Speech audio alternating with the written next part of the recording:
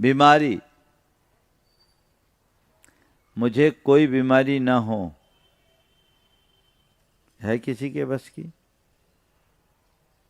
महापुरुषों के जीवन में भी बीमारी आती। सनत कुमार चक्रवर्ती को कोढ़ हो गया। वो चक्रवर्ती होने के साथ साथ कामदेव भी था। इतने पुण्यशाली जीव को बीमारी आई। एक परंपरा तो हमारे तीर्थंकरों की भी बीमारी की बात करती है। किसी के जीवन में ये चीजें छूटती नहीं। ठीक है, बीमारी आई, लेकिन सामान्य आदमी बीमारी से विचलित होता है, हार जाता है, और एक धर्मी व्यक्ति बीमारी को हरा देता है।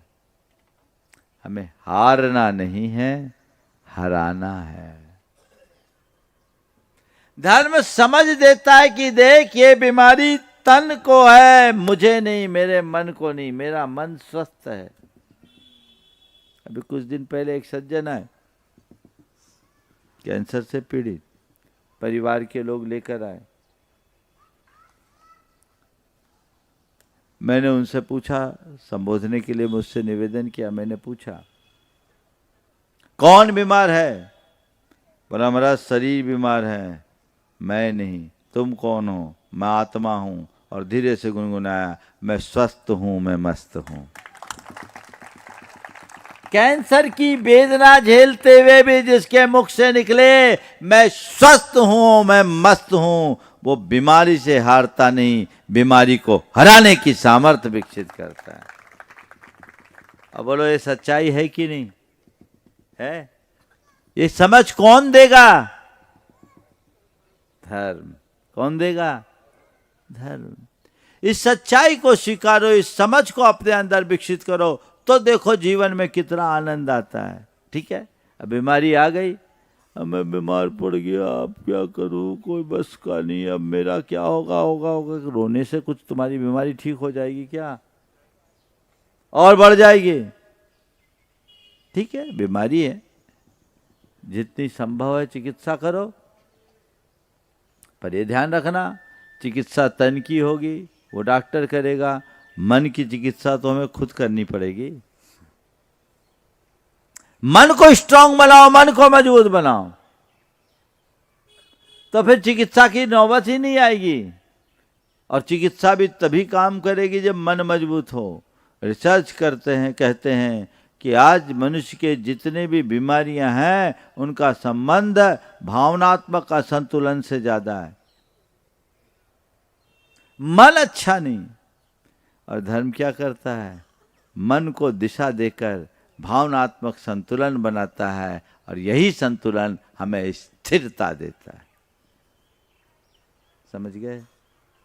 तो धर्म के इस पक्ष को समझो। धर्म क्या देता है और धर्मी के पास क्या होता है?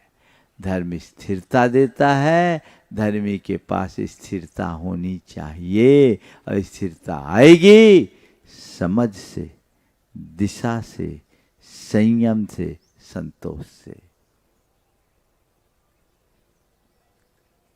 वियोग हो गया, विचलित हो गए, एक ऐसी विसंगति मेरे जीवन में आ गई, अब क्या होगा? हो गया सो हो गया, वियोग है, आना जाना तो लगा है।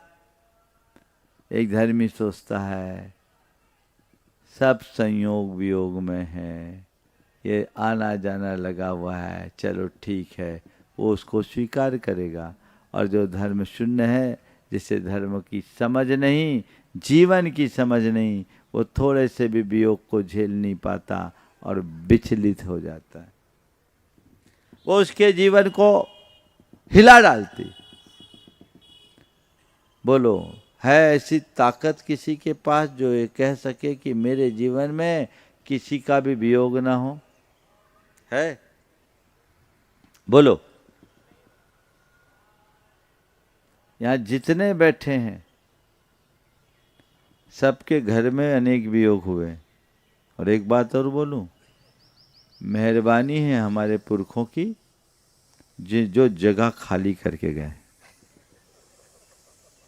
बोलो, अगर वो नहीं जाते तो हमें जगह मिलती क्या? बोलो, थोड़ा जोर से तो बोलो। हाँ, तो मेहरबानी है कि नहीं? बोलो तो। आभार उन सबका जो इस दुनिया से गए। बोल सकते हैं? ऐसा कोई सोचता नहीं, इसीलिए तो बोल रहे सब मोही हैं।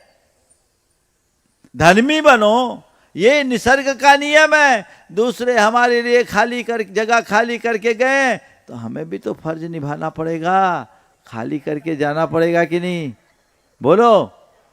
और कोई चला जाए तो क्या कहो? नए के लिए जगह छोड़ गया, और क्या है? गया है, हकीकत में क्या किया है वो? नए के लिए जगह छोड़ा है। और वास्तविकता क्या है? जैसे जीवन की समझ है वो जानता है ये जो चीजें एक संयोग है, हम सबका एक रोल है। जैसे नाटक में विभिन्न प्रकार के पात्र, उन्हें जो निर्देशक रोल देता है उस भूमिका को निभाता है और अपने बाद अपने उस रंगमंच से दूर हो जाता है। ऐसी हमें ये जो जीवन मिला है ये नाटक के पात्र के रूप में मिला है, और इस जीवन के नाटक का जो सूत्रधार निर्देशक है वो कर्म है। कर्म निर्देश देता है, वो हमसे विभिन्न प्रकार की भूमिकाएं निभाता है, कभी अच्छा कभी बुरा, कभी जन्म कभी मरण, कभी सुख कभी दुख, कभी अमीर कभी गरीब, कभी रूपवान कभी कुरूप, कभी अच्छा कभी बुरा। वो बनाता है जो उसकी मर्जी। उतनी देर के लिए हमको भूमिका दी, हमारा काम क्या है? बस उसे रोल मानना, रियल नहीं मानना। जितने देर का जो रोल था मैंने निभा लिया, अब आगे का कोई काम नहीं। इतनी समझ तो विकसित कर लो। विचलित हो गए क्या? बोलो। कैसा भी वियोग, कैसी भी विसंगति, कैसी भी विषमता, स्थिरता बनी रहेगी। जज नहीं दोस्तों, अगर आपको मेरी वीडियो अच्छी लगती है तो प्लीज़ मेरे चैनल को लाइक शेयर सब्सक्राइब करिए और इसी तरह से अपना प्यार देते रहिए। धन्यवाद।